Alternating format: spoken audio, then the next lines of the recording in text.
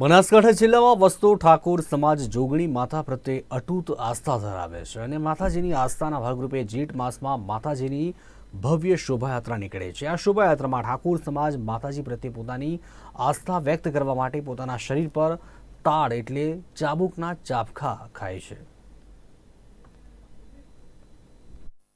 લગભગ 100 વર્ષથી ચાલી આવતી ડીસામાં ઠાકોર સમાજની પરંપરા આજે પણ યથાવત છે।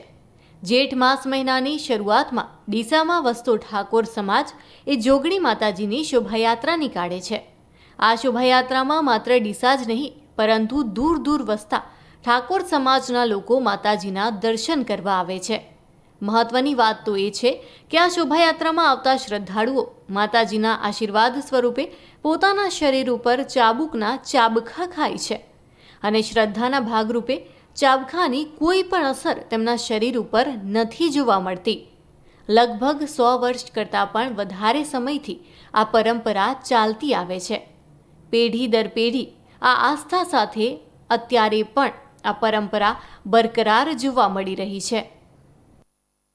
यात्रा ओगणवासना जोगणी माताના મંદિરથી નીકળી અને બધા મોહલ્લામાંથી નીકળી રંગની જનતાને આ લાભ આપે જોગણી માતા મંદિર ચાલુ કરે આ પણ ઠાકોર સમાજના આગેવાનો બધા સરળ રીતે પદયાત્રા નીકાળે છે। આજના આધુનિક યુગમાં પણ ઠાકોર સમાજની આ પરંપરા યથાવત છે અને તેમાં પણ માતાજીની શ્રદ્ધાના ભાગરૂપે આ શ્રદ્ધાળુઓ તેમના શરીર ઉપર ચાબુકના ચાબખા ખાતા હોવા છતાં પણ તેમના શરીર ઉપર કોઈ પણ જાતનો ઉજરડો જોવા નથી મળતો, ત્યારે આ ચમત્કારથી કમ ન કહેવાય। હરેશ ઠાકોર, નિર્માણ ન્યૂઝ, બનાસકાંઠા। લોકસભા ચૂંટણી 2024માં ભાવનગર બેઠક પરથી 4,55,292 મતોની જંગી અને